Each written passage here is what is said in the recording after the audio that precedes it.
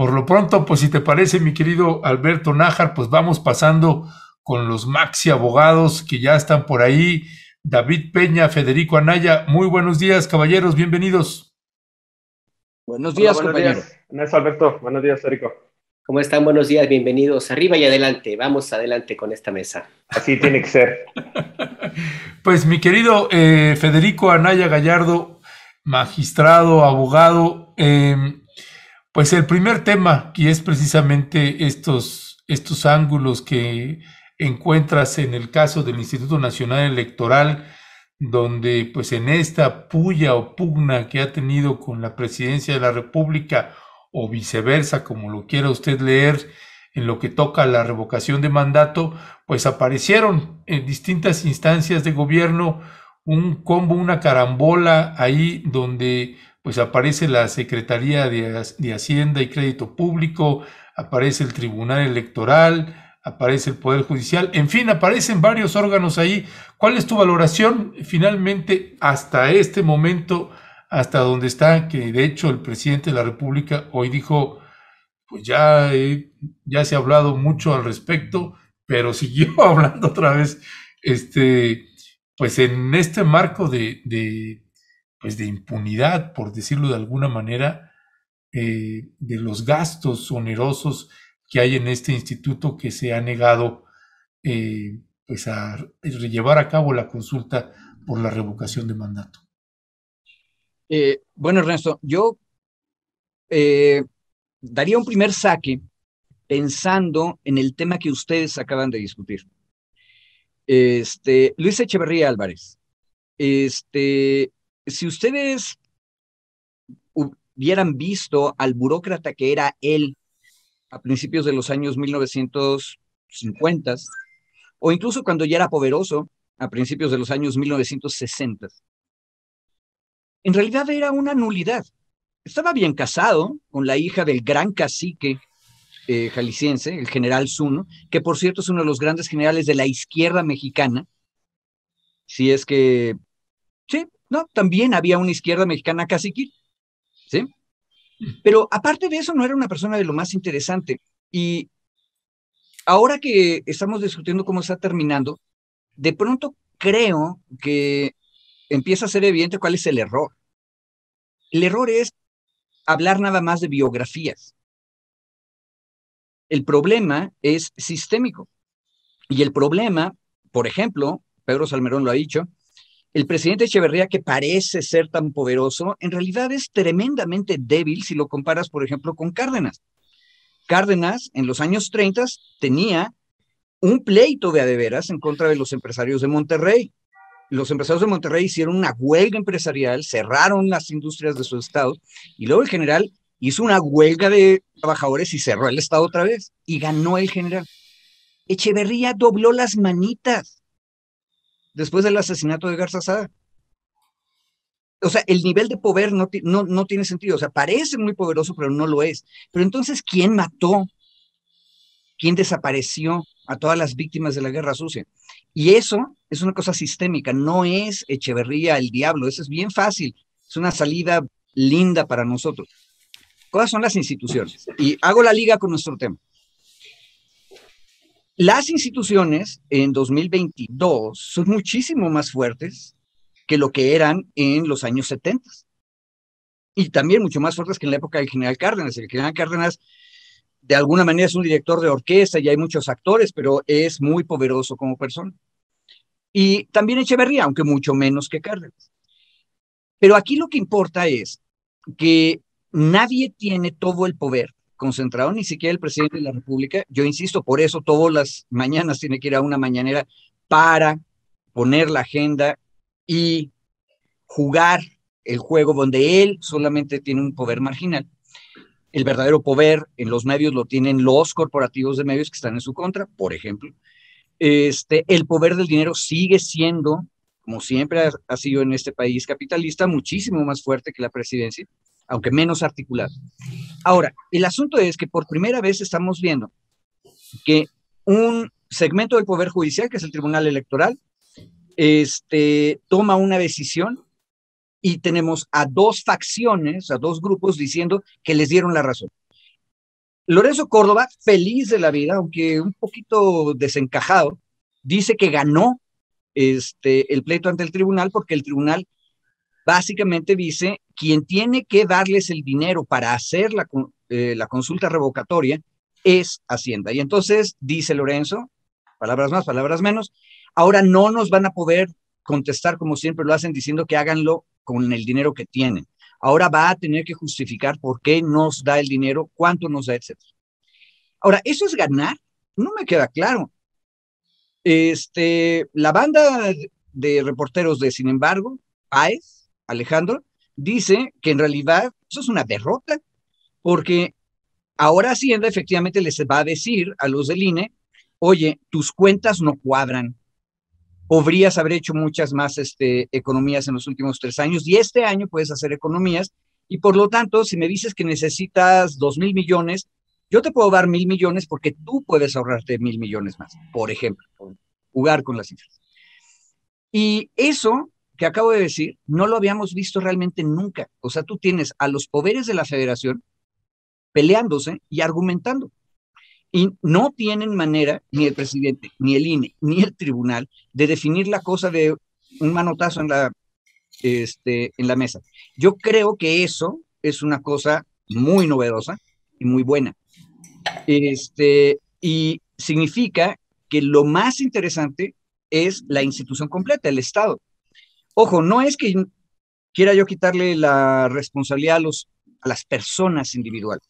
Cada una de las personas que están ahí tiene una responsabilidad.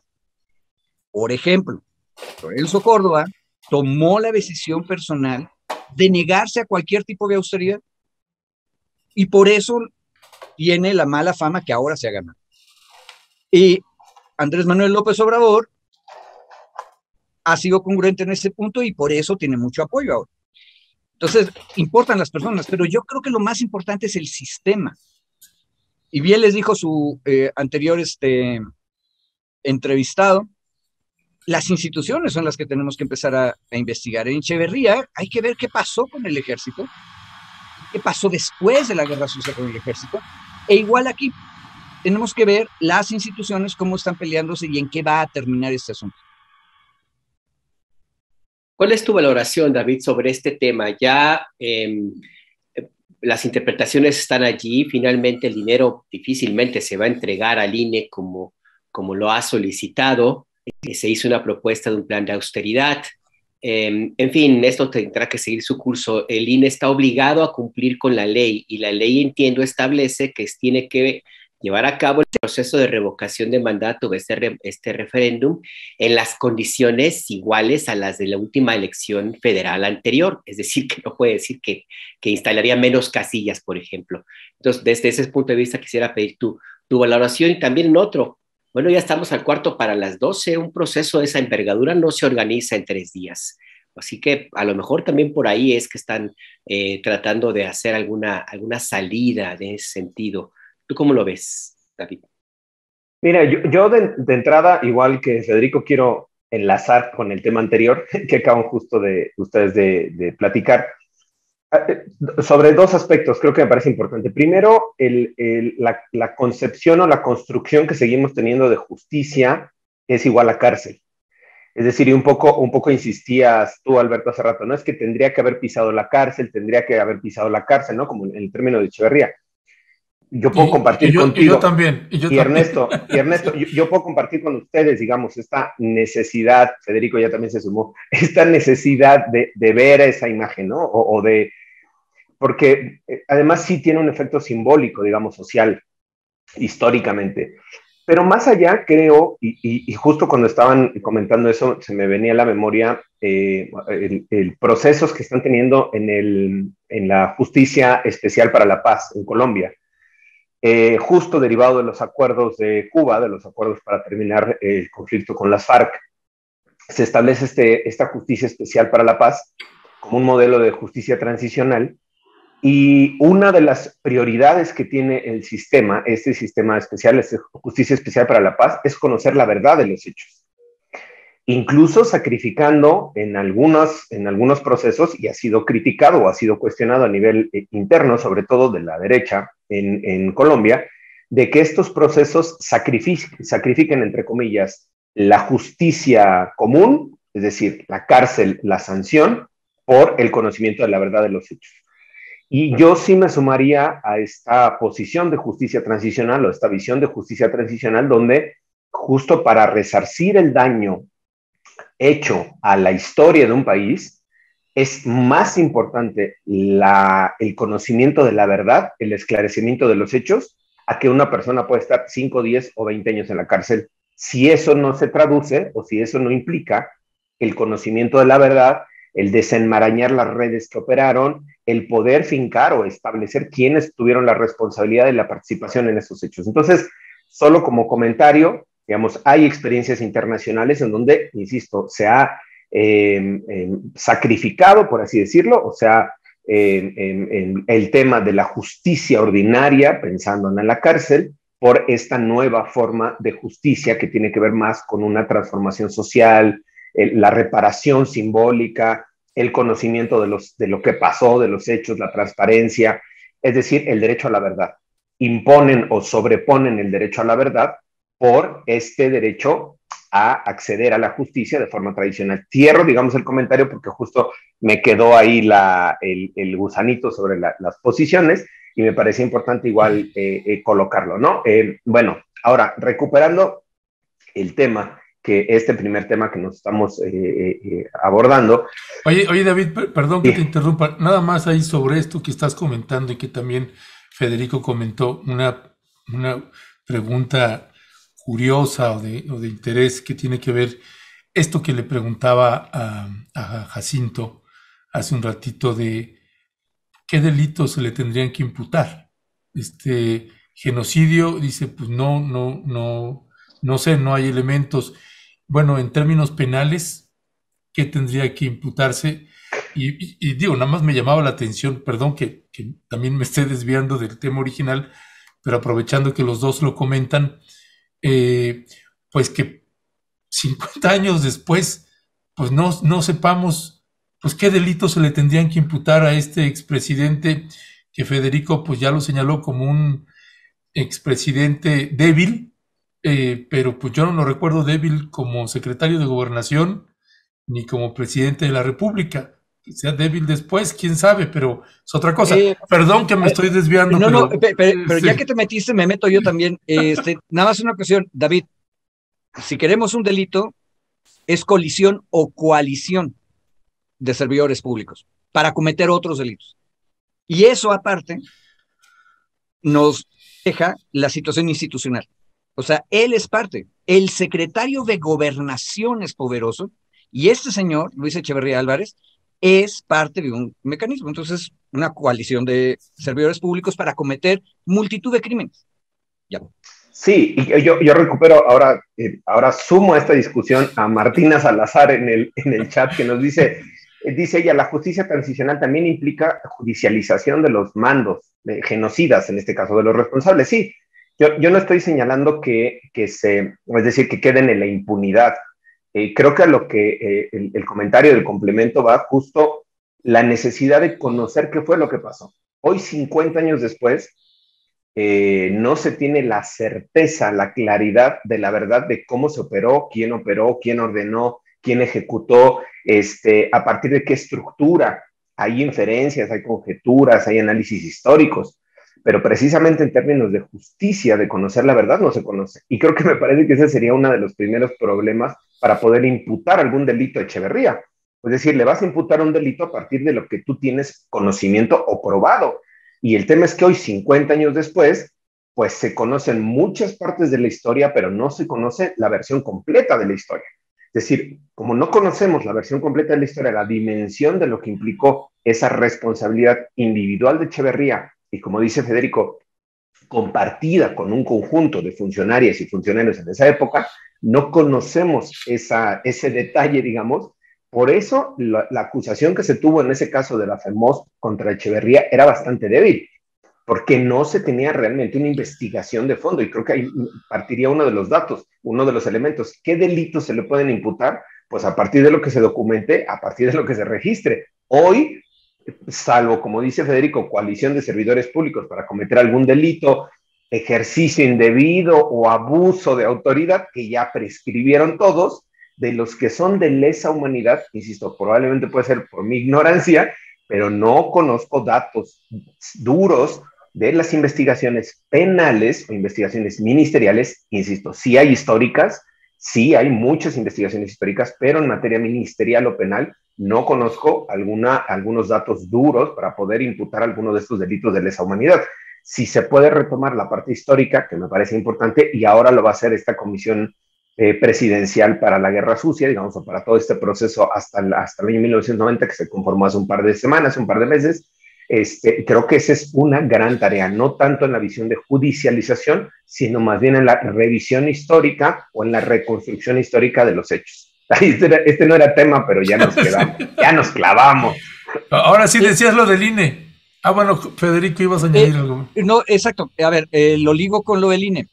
El delito de coalición de servidores públicos, es decir, que se organizan para violar la ley, es probablemente una de las cosas de las que podrías acusar a los consejeros del INE, a aquellos que de manera sistemática han estado torpedeando,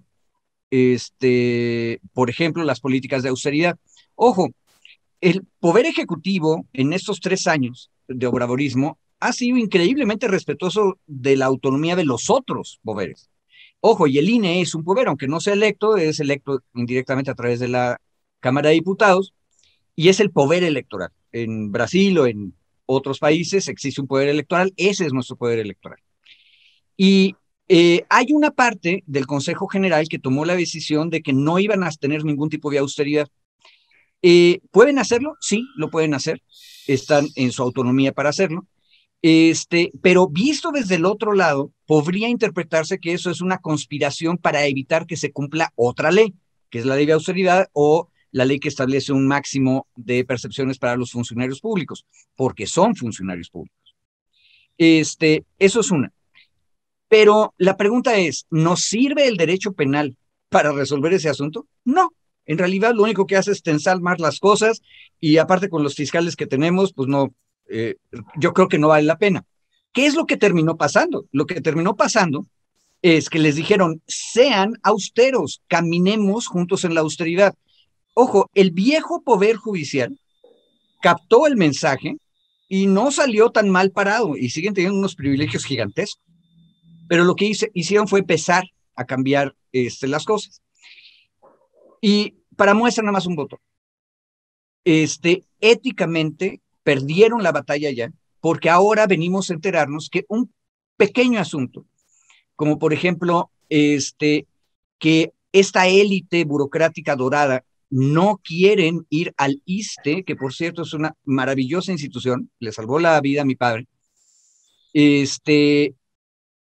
no quieren ir al ISSSTE y entonces tienen un seguro de gastos médicos mayores. El gasto que se puede ahorrar con quitar ese seguro son 300 millones de pesos. Es una tercera parte de uno de los miles de millones de pesos que necesitan para hacer la consulta revocatoria. Eso ya lo hizo tiempo pasado, hace 3 años, toda la administración pública. ¿Por qué ellos no lo han hecho? Porque están defendiendo leyes privadas, es decir, privilegios. Y yo creo que el ejercicio que estamos todos viviendo discutiendo estas cosas, nada más puse un ejemplo, es mucho más efectivo que acusarlos de coalición de servidores públicos para violar la ley de austeridad, ¿verdad? ¿Ya puedo hablar? Adelante, Sí, por favor. Gracias, qué amables. Cuando me quieran invitar otra vez, me avisen con tiempo. A ver, yo retomo uno de los temas que tenía Alberto justo en la pregunta, antes de que Ernesto me hiciera otra repregunta de lo de Echeverría, que es el contenido del artículo 41 de la ley de revocación de mandato, ¿no? El artículo 41, lo voy a leer textual, párrafo segundo de la ley de revocación, dice, el instituto deberá habilitar la misma cantidad, y ahí voy en la redacción, mi querido Alberto, porque aquí me parece que va a estar el juego del ejercicio de la revocación. Yo decía hace un par de semanas aquí en esta discusión, les decía, les puedo apostar, ya no he puesto, ya saben por qué, les puedo apostar que se va a hacer la revocación, que sí se va a hacer el ejercicio, pero yo les decía, lo que me preocupaba a mí era que se hiciera light, o descafeinada, ¿no? Porque eso ya sentaba un precedente para futuros casos en donde, pues sí, realmente si hubiera una mayoría que quisiera revocar el mandato presidencial, la presidenta o el presidente, el que viene dentro de 2 o dentro de 5 sexenios, y que con este precedente que íbamos a justificar o avalar del INE que fuera descafeinado, pues ya quedaba un precedente futuro en donde no se asegurara la misma cantidad de casillas instaladas en, en la elección anterior. Entonces, yo les decía que me parecía que era un riesgo, pues muy alto, que sí se iba a hacer la revocación, todo va indicando que se va a realizar la revocación, pero al final va a estar, creo, la interpretación va a estar en este segundo párrafo, y por eso lo quería leer, no sé si Alberto ya lo está consultando, que ya lo va consultando, dice, retomo la redacción del segundo párrafo del 41 de la ley, el artículo 41. El instituto deberá habilitar la misma cantidad de las casillas que fueron determinadas para la jornada del proceso electoral anterior, teniendo en cuenta la actualización que corresponda al listado nominal. En los casos en que sea necesario, habilitará ubicaciones distintas de conformidad con el procedimiento que para el efecto establezca la ley general. Y ahí termina el segundo párrafo. ¿Cuál va a ser, me parece, ahora las discusiones en torno a estas 8, 10 semanas, 12 semanas que quedan para la revocación? En la interpretación de este segundo párrafo del artículo 41. ¿Qué implica? ¿Vamos a seguir en la discusión de lo del presupuesto? Sí, no, más o menos. Me parece que no vamos a avanzar mucho más por ahí.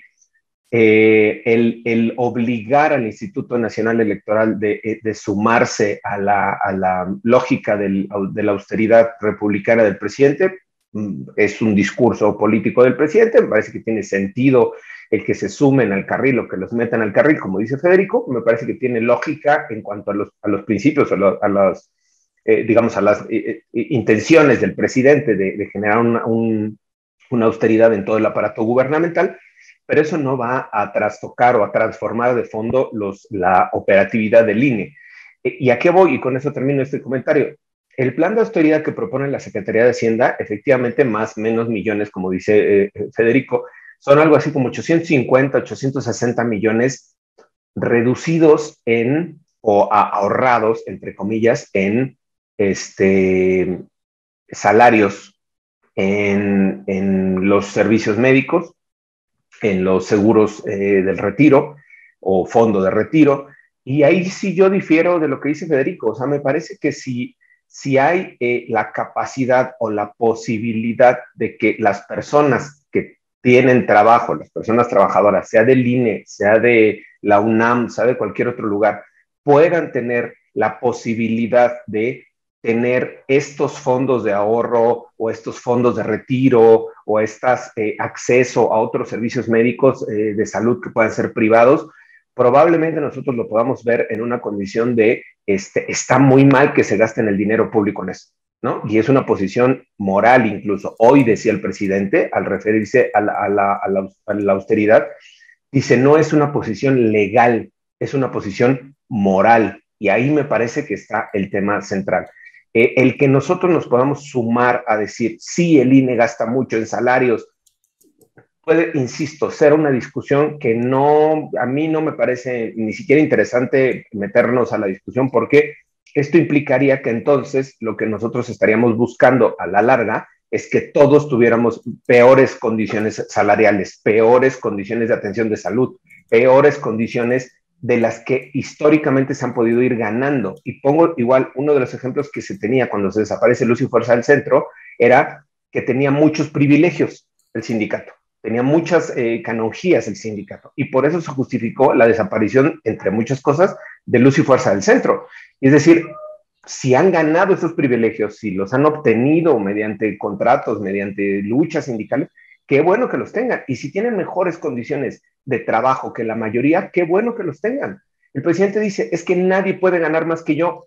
Pues esa es su interpretación del presidente.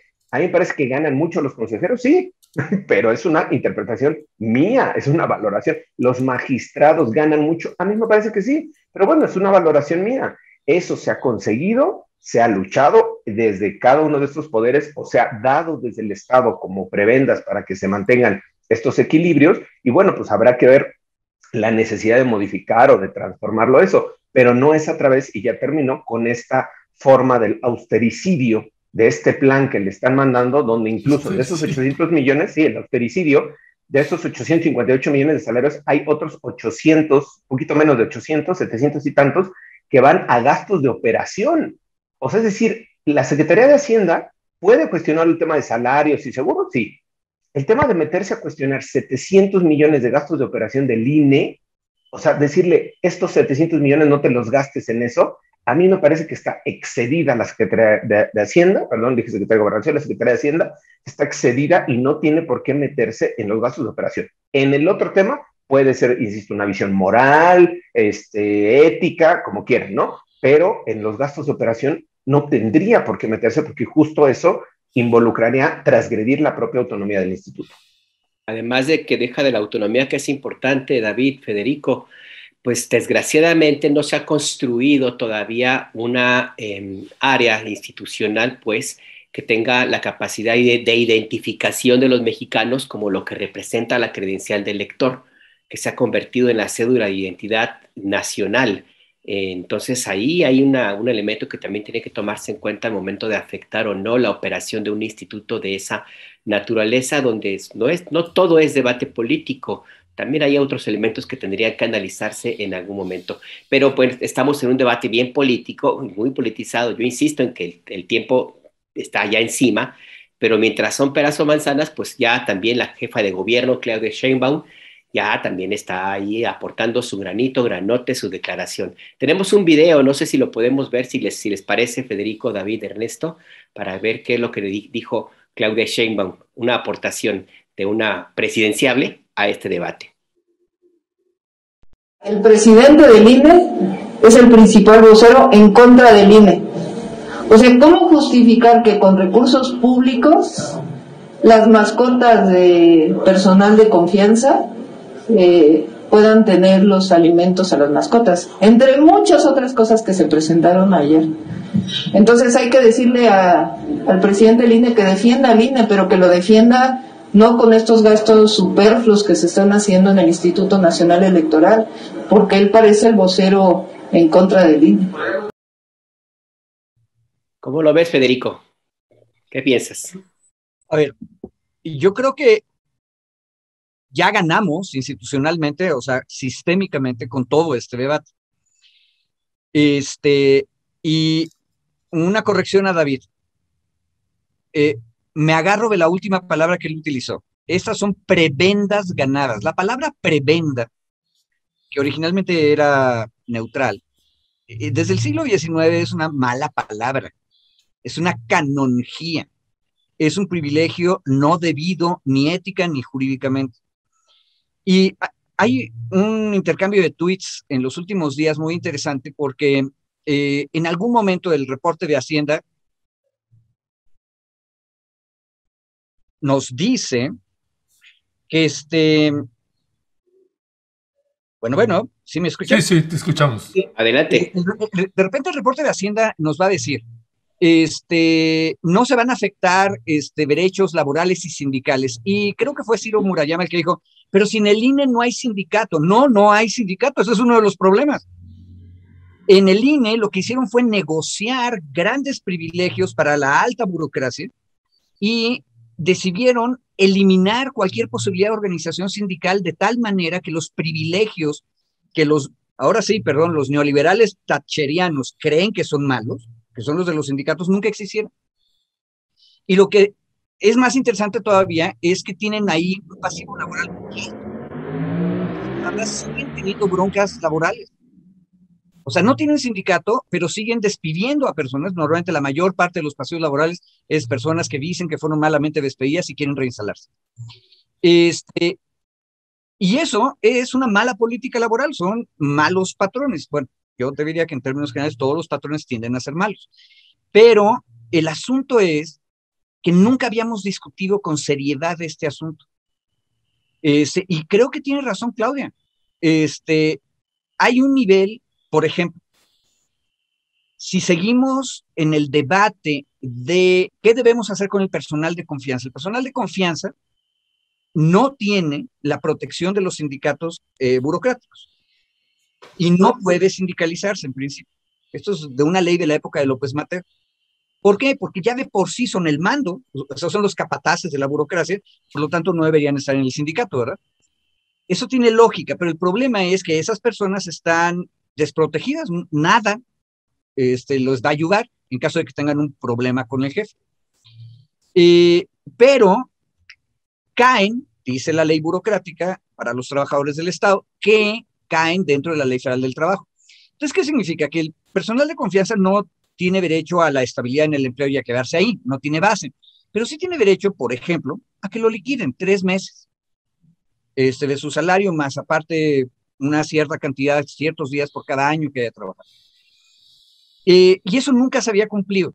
Ahora, para no cumplirlo, las administraciones desde la época de Salinas se inventaron el arreglo del seguro de separación individualizada. Entonces le crean un negocio a una compañía de seguros y dicen, te voy a descontar un pedacito para que tú vayas metiendo dinero en tu seguro de separación y luego otra vez una prebenda negociada no entre patrón y sindicato, sino entre burócratas, te voy a dar un tanto más o 2 tantos más yo del presupuesto. Por eso es tan caro para la burocracia ese tipo de... Porque al final de cuentas, estas personas cuando se vayan van a tener mucho más que lo que la Ley Federal del Trabajo le da a todos los trabajadores, que son 3 meses más algunos días por cada año de servicio. Perdón, ¿y eso en qué está mal? O sea, ¿en qué está mal que la gente, la gente tenga un ahorro y que tenga más dinero cuando se retire? Porque, o sea, ¿en qué está mal? Está mal porque, ahora sí, perdón, pero en el mundo laboral hay gentes y gentes. La mayor parte de la gente son los trabajadores y de los que estamos hablando, los beneficiados de esto, son los patrones, son los capataces. Y no aspiraríamos, por eso, y no aspiraríamos a que todos los trabajadores y todas las trabajadoras lo tuviéramos y no a señalar y decir, quítenselos a ellos. El problema, David, es que ya lo tienen. O sea, ya lo tenemos todos. La Ley Federal del Trabajo ya nos da ese derecho a todos. El fondo de ahorro, el fondo de retiro, hoy se publicó la CIAFORE, la Comisión Nacional de Afores, ¿cómo se llama esa cosa? Con Afore, no sé cómo se llama. Esta segunda ya generación de personas que se retiran con el sistema de ahorro para el retiro, que es una prestación, digamos, una obligación legal en términos hacia el retiro. Yo estoy pensando en el retiro, no en el despido, en el retiro. Una persona que se puede retirar después de 20 años de trabajo, 30 años de trabajo. Y en eso estamos de acuerdo. Bueno, estas 2 generaciones que han salido, la comisión dijo, las personas que han ahorrado durante 25, 30 años para su trabajo van a tener algo así como 280,000 pesos para los próximos 25 años o 30 que quedan de vida. Es decir, es un absurdo. David, termino nada más. Es que no estamos hablando de lo mismo. Bueno, a lo que yo voy es, si hay condiciones en las que uno puede decir, tienes mejores condiciones cuando te retiras del trabajo, tienes un fondo de ahorro, tienes dinero, que el propio patrón, la propia patronal está dando para que tú te retires, perdón, pero mi aspiración sería que los 80 millones de personas que trabajan en México tuvieran esa misma condición de un fondo de ahorro en esas condiciones y que la patronal lo diera.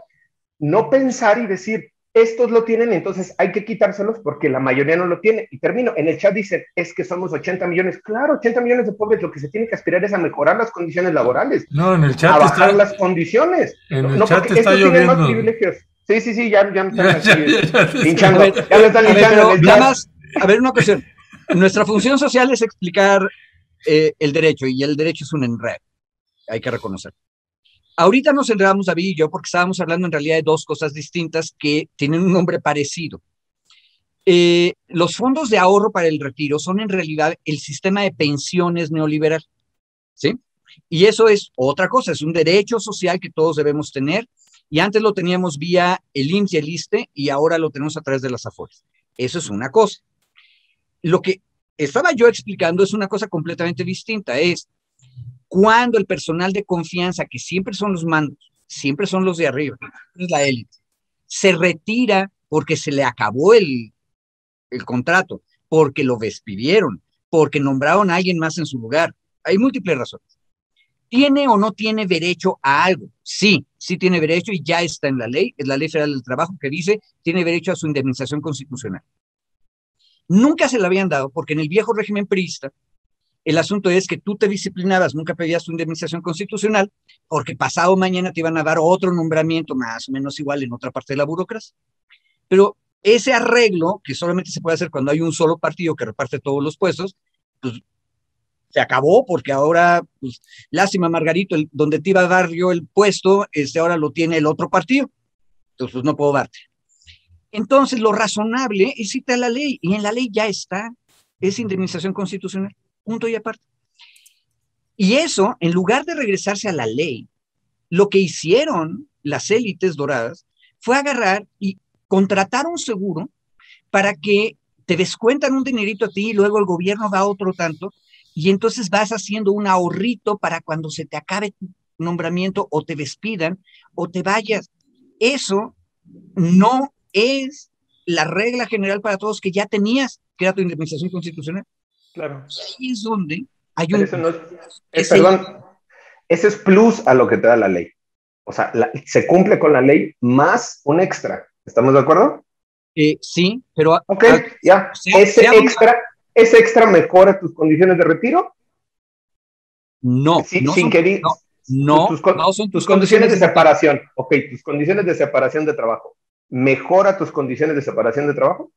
Solamente ve los mandos. Ok, las mejora. Mi pregunta es, ¿mejora tus condiciones de separación? Sí. Gracias, ese es mi punto. Ya, si mejora las condiciones... A ver, una cuestión. Nos vamos al tema moral. ¡Wow! No, en esta ocasión... estos de arriba no, como los de abajo. No. Estos de arriba que... No, es que es bien tramposo el argumento. No, mejora tus condiciones. Es tramposísimo el argumento. Sí, pues gracias. ¿Por qué es tramposo? ¿Por qué es tramposo? Porque el personal de confianza y de mando siempre ha tenido, y es bastante razonable que lo tenga, un ingreso más grande. Es decir, que si se cumpliera la Ley Federal del Trabajo y se les diera su indemnización 3 meses más el extra por los años trabajados en ese puesto, recibirían de por sí una indemnización mucho más alta que cualquier otro trabajador o trabajadora. Y lo que estamos haciendo aquí es asegurarle a una élite un ingreso mucho más grande. Y ahí el problema esencial es una cuestión social. Nadie se dio cuenta, pero desde los años 80, en todas las leyes que creaban nuevos organismos, la CNDH, el IF y luego el INE, etcétera, hay una clausulita al final de todas las leyes que dice todos los trabajadores serán considerados de confianza. En otras palabras, ningún trabajador podrá ser sindicalizado. En otras palabras, Dios nos libre de los sindicatos. Entonces, todo lo que David nos está diciendo, la lógica de derechos generales y luego vamos construyendo derechos especiales en nuestro centro de trabajo, está fincada en una lógica sindical de negociación colectiva, abierta y pública. Y lo que tenemos en ese tipo de instituciones como el INE es una cosa completamente distinta. Es un negocio entre el administrador de recursos financieros y el señor presidente del organismo que van viendo cómo se reparten el dinero a la élite del organismo. No es lo mismo. Y por eso es tramposo el argumento. Bueno, déjenme decir que ahora sí que mi querido Alberto, hoy sí hay tiro, hay tiro en la casa de Momentum. No, David, te están, verdaderamente devorando todos y todas. No, así que ahí les vamos a pedir, por favor, que alguien, si puede abogar por David, por favor, ahí de la audiencia, para que por lo menos sí, no se vaya triste, mi querido. No, y alguien dijo por ahí, ya, mejor que se vaya a desayunar, David. Sí, que traes la panza vacía. A ver, nada más por el tema de las múltiples alusiones en el chat. A ver, sí. Yo creo que justo parte de la discusión, y me parece interesante hacer la intención de estas sesiones, justo es el debate. En algunos casos no se nos da porque coincidimos en mucho, y en me parece muy importante la forma en la que lo está colocando, insisto yo, desde el propio presidente de la República. Y citaba al presidente en la conferencia de hoy, porque saca la discusión de un tema legal y lo coloca en un tema moral. Y ahí me parece que está la clave. Por eso yo lo citaba al presidente, porque justo en la conferencia de hoy, hablando del INE, que dijo, ya se ha hablado mucho, ¿no? lo saca desde un aspecto legal y lo coloca desde un aspecto moral. Y ahí en esa parte, ahí lo que yo insisto, podemos tener nuestras propias posiciones, cada una o cada uno de nosotros.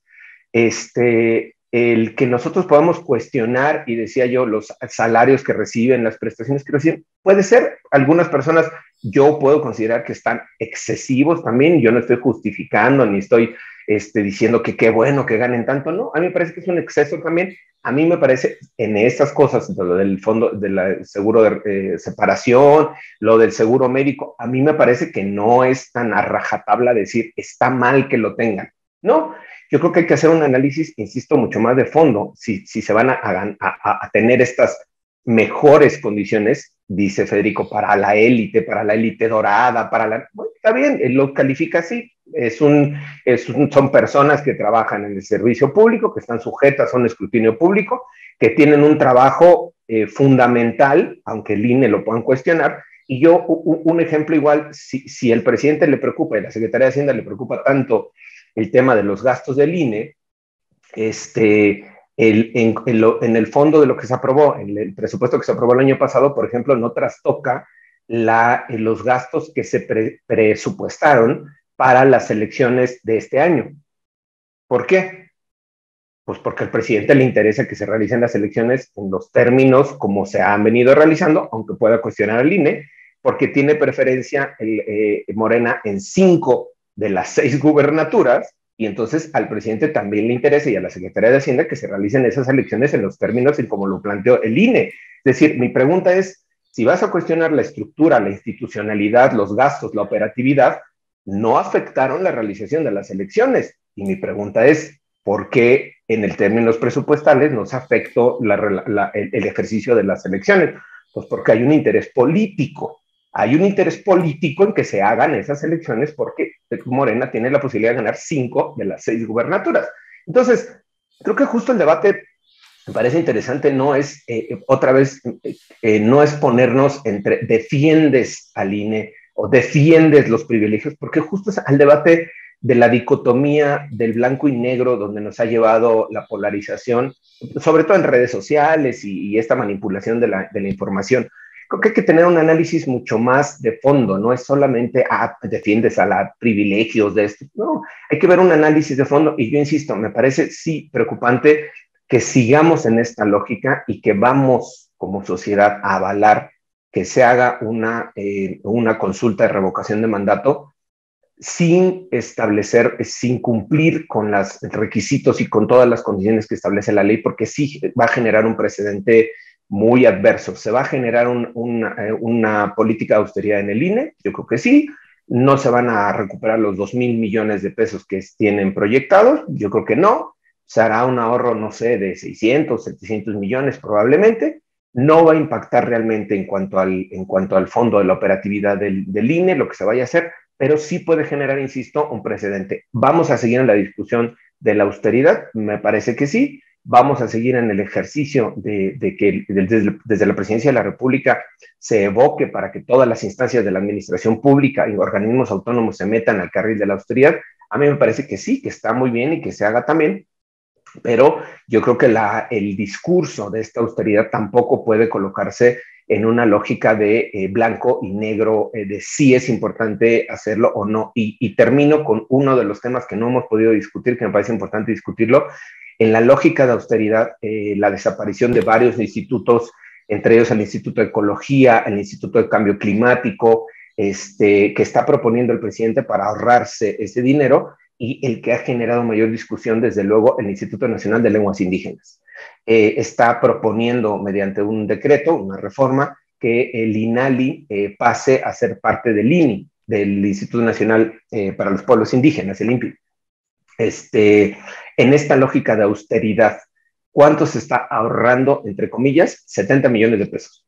O sea, 70 millones de pesos en términos del presupuesto federal es nada, en términos de la población, desde luego que es muchísimo dinero, pero está proponiendo ahorrarse 70 millones de pesos en una lógica de austeridad, entre comillas, implicando, o lo que implica es reducir el personal del Instituto Nacional de Lenguas Indígenas, no tener programas de protección de lenguas indígenas, no tener al personal capacitado para la atención de traductores, de intérpretes en pueblos y comunidades indígenas. Eso a mí me parece, insisto, en esta lógica de la austeridad, en estos extremos a donde se lleva la austeridad, así igual nadie puede decir que el Instituto Nacional de Lenguas Indígenas sean una élite dorada, nadie puede decir que sean privilegiados, nadie puede decir que tengan salarios exorbitantes y sin embargo entran en la lógica de desaparición en esta idea igual del austericidio. Ese es un tema que me parece, insisto, podemos seguir discutiendo.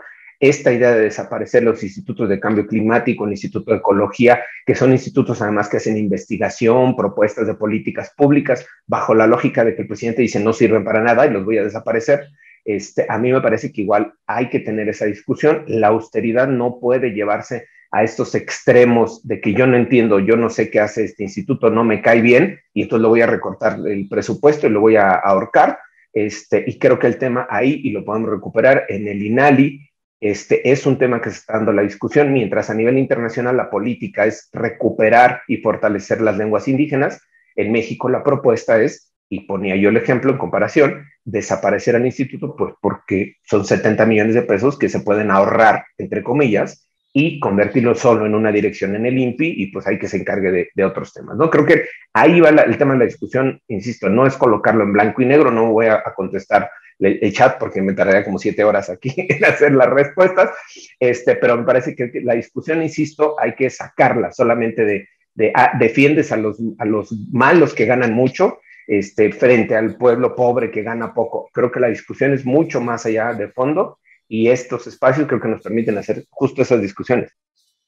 Porque además aquí hay un tema importante, ya que estamos en esta dinámica. La austeridad republicana es benéfica, claro que sí, siempre y cuando sea un paquete integral, porque lo que está planteando el presidente es, por ejemplo, en el caso del INAI, yo aporto también ese, de decir, ahí está la función pública, o en el caso de lenguas indígenas, ahí está el INPI y otros elementos. Lo que parece que el presidente no se da cuenta es que con las buenas intenciones no basta.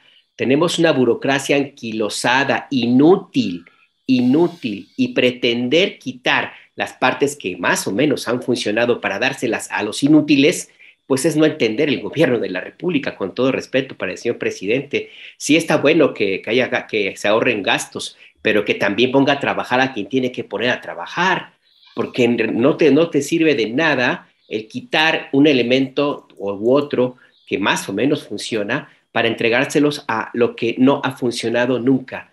Sí, el presidente se refiere mucho al elefante reumático.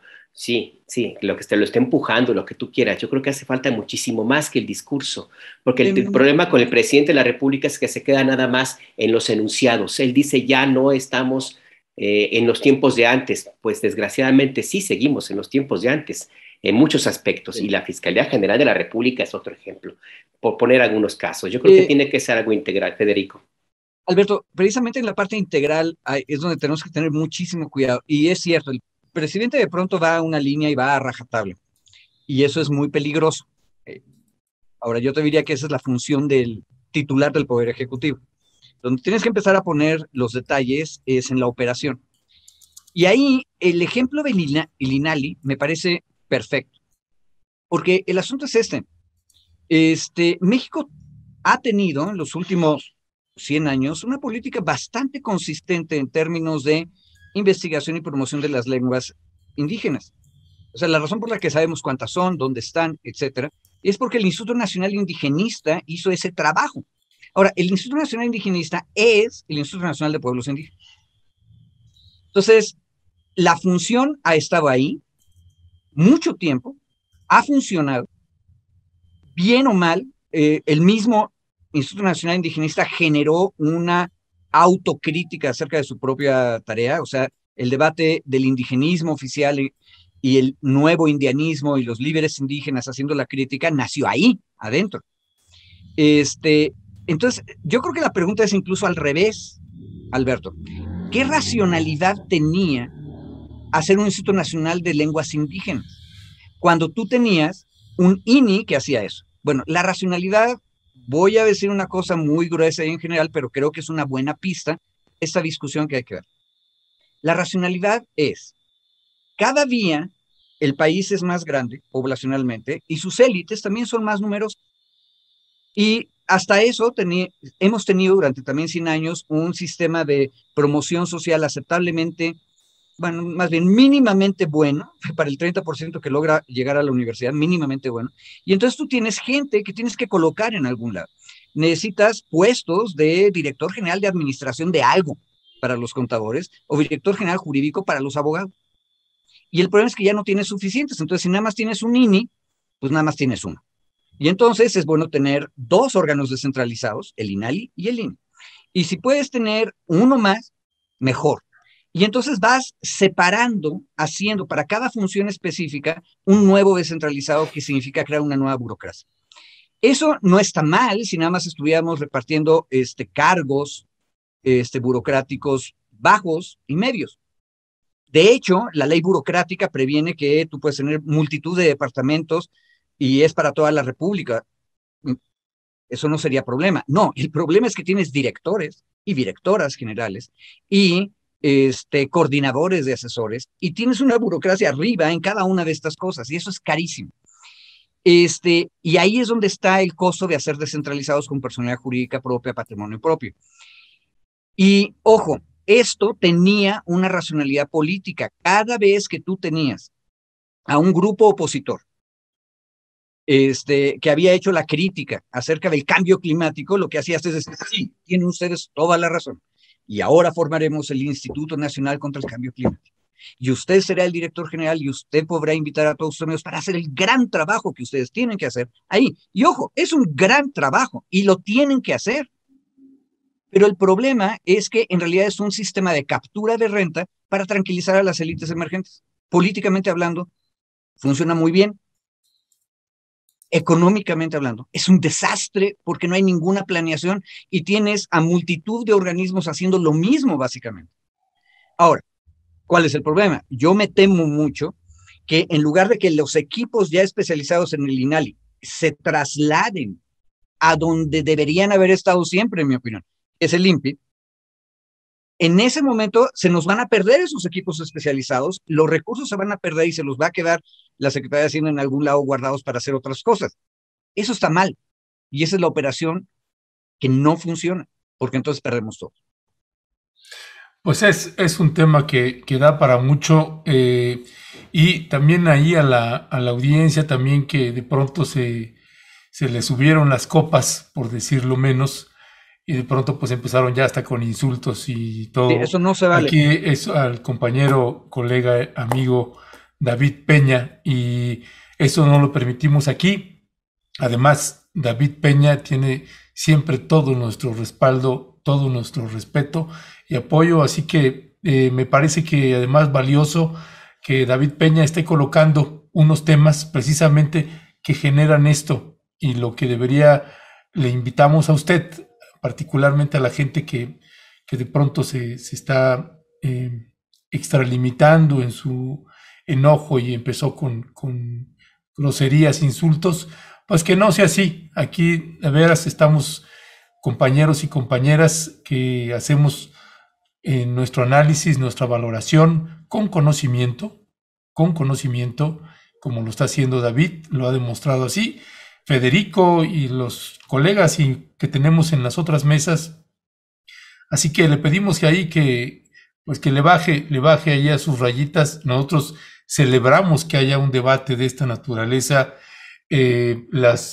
Sabemos que el presupuesto que ha presentado el presidente Andrés Manuel López Obrador año con año ha generado este tipo de debates, dependencias que deberían de existir, que ya no deberían de existir, y cada una se tiene que analizar por separado, porque cada una tiene una función o puede desaparecer o no, pero habrá que revisarla, como bien señalaba David Peña, a profundidad, no solamente así por encimita. Así que, pues bueno, yo les quiero agradecer, mi querido David Peña, mi querido Federico Anaya, y dejaría para un cierre, si les parece bien, una reflexión final, si quieres iniciar tú, David. Sí, no, igual yo creo que gracias. Ya en el chat ya me están apapachando también al final, ya me dicen, No, pero me parece importante. En el chat varias compañeras y compañeros dicen, a ver, un tema es, o sea, un asunto es diferir o discutir o no estar de acuerdo con las posiciones, que me parece que eso es parte del debate y parte del ejercicio. Y la otra ya es decirte, había algunos muy chistosos, por ejemplo, el de hoy no venía de David Peña, sino de David Páramo, ¿no? No, hay unos que sí son buenísimos, ¿no? Este sí me parecía chistoso, ¿no? Hay algunos... O hay algunos comentarios como el de Laura Santillán que dice, ok, ponemos estos salarios y beneficios como la meta para todos los demás. O sea, si ellos los tienen, yo también, en vez de yo no lo tengo, ellos tampoco, ¿no? Ese es justo el tema, ¿no? Justo el tema, pero bueno, o sea, me parece que la idea de los debates y de este espacio es precisamente generar este tipo de debates, ¿no? Generalmente, insisto, coincidimos Federico y yo. Hoy es un tema interesante, sigue habiendo esta polarización, digamos, no me gusta usar el término, sino esta discusión. Pero esta discusión, insisto, la gente, las seguidoras y los seguidores y les seguidores de Rompeviento o de Pie de Página y de Momentum, creo que tenemos la capacidad de justo hacer estos análisis y estas discusiones sin centrarnos o sin quedarnos solamente en el tema de lo que se vive muchos días en las redes sociales, ¿no? Que es, ¿estás a favor o estás en contra? Es decir, no es solo si estás a favor o estás en contra, es hacer un análisis, tener mayores elementos de análisis y poder tener este tipo de discusiones. Yo y alguien me decía en el chat, no contestas el chat porque no tienes elementos y datos para contestar, ¿no? Entonces me parece que justo creo que es el ejercicio del debate. Había otro tema que igual me parecía, ya no nos va a dar tiempo de discutirlo, pero el otro tema sobre este informe de contexto que sacó lo coloco nada más como a la audiencia para que lo podamos discutir en algún otro momento, un informe especial que sacó la Comisión Nacional de Búsqueda de la Secretaría de Gobernación sobre un análisis de contexto en Nayarit y la relación del exgobernador y del exfiscal con los cárteles, que me parece muy interesante el documento, es un documento novedoso, yo no había visto que sacar algo así la Secretaría de Gobernación, quedó en el tintero también, ya no nos dio porque entre que nos seguimos con Echeverría y este tema del INE nos gastamos el tiempo, pero bueno, muchísimas gracias a todas y a todos y a quienes ya me están dando el apapacho en el chat también, también a quienes me dieron unos llegues, desde luego que comparto y es parte de la discusión de estos ejercicios. Pues es que yo en muchos de tus argumentos coincido contigo, mi querido David. No, a ver, las generalizaciones no sirven, se ha educado desde hace ya algún tiempo, yo lo digo con alguna regularidad aquí en Momentum, esa idea de que el defender tus derechos es un delito. O sea, ¿desde cuándo que tú tengas la posibilidad de obtener un beneficio económico mayor se ha convertido en un delito? ¿Por qué tiene uno que estar cuestionando si ganas más o menos? Yo coincido también con Federico, las élites son las que más se han beneficiado, pero hay varios casos en los cuales se utilizó el argumento de que los trabajadores ganan bien para cortarlos. Así fue con Mexicana, así fue con Luz y Fuerza. Así que yo creo que ahí hay que revisar mucho. Y yo también hago un llamado, me sumo a lo que dice Ernesto. Hay que escuchar. O sea, de nada nos sirven, y es mi posición. El fanatismo no ayuda. Aquí este es un programa donde cabemos todos, desde los AMLovers hasta los que no son AMLovers. Pero lo importante es que aquí escuchamos a todos. Y las descalificaciones no se valen, ¿eh? No sirve de nada, hombre. Pues, de nada sirve, pero... Federico, por favor. Un detalle, de hecho la razón por la que es interesante esta mesa es porque todo el tiempo nos volvemos a tropezar con un caso que no cuadra con lo que habíamos pensado que era el mundo. Entonces uno no puede ser fanático porque siempre va a haber un caso raro que nos vuelve a poner a pensar. Y ojo, luego hay veces que no estamos hablando de lo mismo y por eso parece que estamos peleados. Entonces hay que oírnos primero para poder darnos cuenta de qué estamos diciendo. Y luego hay que preguntarle a los demás. Entonces cada caso nos va diciendo qué tan complicado es el mundo. Ojalá el mundo fuera tan sencillito como el México del General Cárdenas, con que solo un departamento agrario que ni siquiera la secretaría podía repartir la tierra.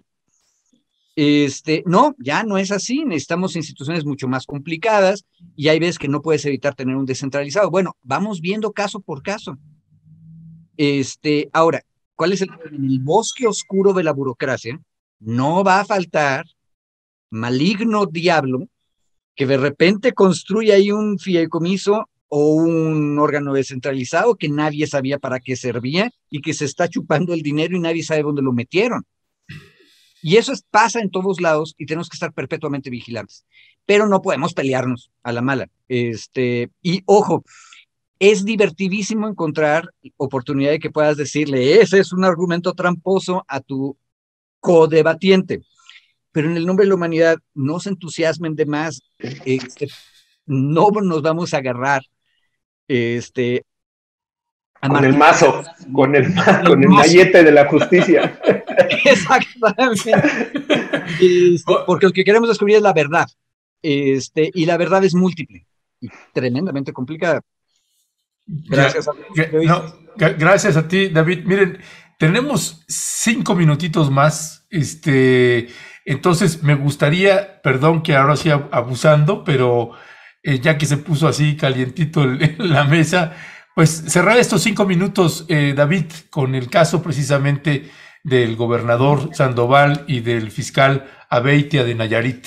La Secretaría de Gobernación sacó un informe pues donde lo señala a estos dos personajes. El gobernador Sandoval pues ya preso aquí en la Ciudad de México, no sé si en la Ciudad de México, pero ya está preso aquí en el país. Creo que está en Estados Unidos, ¿no?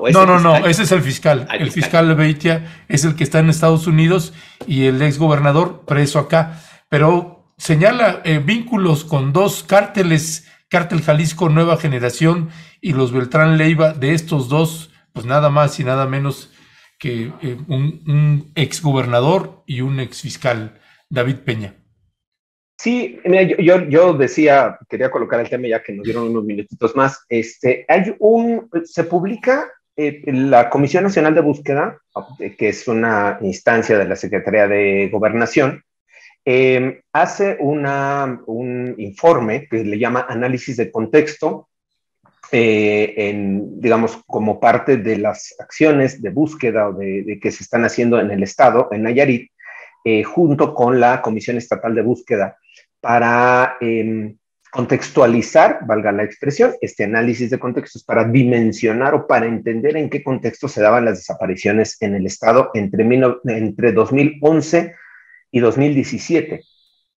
Y ahí me parece muy importante igual este informe, insisto, porque cuando menos yo no conocía que se hubiera hecho un informe parecido, probablemente lo exista, no se habrá hecho público, pero este análisis de contexto que se hace sobre la situación política que se vivía en ese momento, que está enmarcando el fenómeno de la desaparición. Me parece, insisto, muy importante, porque para poder hacer este tipo de investigaciones relacionadas con personas desaparecidas, es muy importante tener, 1, el contexto político, 2, el contexto criminal, porque no operan igual un grupo delictivo que otro grupo delictivo. Y entonces la temporalidad de presencia de los grupos de delincuencia organizada en determinado territorio también te permite construir o diseñar una lógica de búsqueda que no solamente vaya dirigida a una persona en lo específico, sino analizar la desaparición de esa persona en la acción organizada o en la acción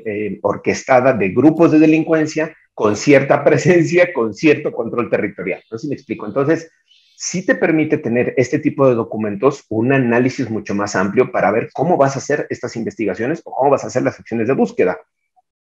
Y entonces, la metodología que se utiliza o la forma en la que va documentando este informe de contexto, este análisis de contexto, es precisamente a partir de los casos en lo individual. Cómo se van documentando los casos en lo individual y la conjunción de estos casos en lo individual van a dar una idea mucho mayor, mucho más amplia de cómo estaban operando estos grupos. Y en esa, digamos, en esa análisis, este análisis de contexto que hace la Comisión Nacional de Búsqueda hace justo una evaluación sobre lo que se le llama un análisis de los patrones de desaparición. Los patrones de desaparición te permiten, insisto, ir identificando cómo operan ciertos grupos, cómo van funcionando ciertos grupos, y aquí me parece muy relevante donde dice que la operación de estos grupos se debió sustancialmente a la relación que tenía estos grupos, el Cártel Jalisco Nueva Generación principalmente, con Roberto Sandoval, el exgobernador, y el exfiscal Edgar Vieitia. Los dos ya presos. Me queda la duda si Sandoval está preso igual aquí en la Ciudad de México, ¿no? Podemos checarlo, Ernesto, porque me quedó Sí. ya ahorita la duda de lo que preguntabas. Vieitia está preso en Estados Unidos, ya aceptó algunos de los cargos por conspirar para tráfico de drogas, pero que desde la Secretaría de Gobernación, y eso era el punto relevante, desde la Secretaría de Gobernación, una instancia de la Secretaría de Gobernación, haga este análisis de contexto donde vincule con datos a partir de carpetas de investigación, de información documental, de información de diversas fuentes, donde pueda señalar la participación o la complicidad del exgobernador y del exfiscal, insisto, más allá de las investigaciones que se hayan hecho en Estados Unidos o más allá de las investigaciones que se hayan hecho desde la Fiscalía General de la República, me parece que es un dato muy importante porque sí hace un análisis sobre la correlación entre estos factores políticos o estos personajes políticos y el fenómeno de la desaparición en México, que lamentablemente sigue presente en muchos estados y que es un fenómeno que pues literalmente ha rebasado a las propias instituciones del Estado mexicano. Pero la identificación de estos factores político, narcopolítico, criminales, como parte de un contexto de patrones de desaparición, insisto, me parece un documento, un primer documento muy valioso por parte de la Comisión Nacional de Búsqueda. Federico, pues tú cómo ves este tema. El caso de Nayarit es emblemático porque, ojo, una de las organizaciones que están involucradas dentro de esta actividad ilícita en Nayarit involucró a el exsecretario de la Defensa, Cienfuegos. Él se le acusó de estar trabajando para uno de estos grupos, en los cuales también colaboró el exgobernador y el exfiscal. Federico. Y mira, yo creo que sí es una cosa rara que la Secretaría de Gobernación, la Subsecretaría de Derechos Humanos y la Comisión de Búsqueda nos den a la sociedad este documento, porque usualmente la Secretaría de Gobernación para lo que servía era para fotos de concertaciones, abrazos de políticos, Krill saliendo de Bucareli porque ahora sí van a negociar la reforma eléctrica. Todavía eso lo vemos. O en el otro extremo, en el momento más oscuro del Estado mexicano, te hablaban de gobernación para decirte que te cuidaras de que no terminar como Manuel Buendía. Y te decían, estoy hablándote de gobernación.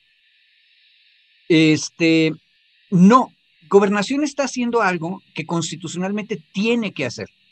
Es el enlace con los estados, pero también es el vigilante de que se cumpla la Constitución y las leyes, es decir, que se respeten las garantías.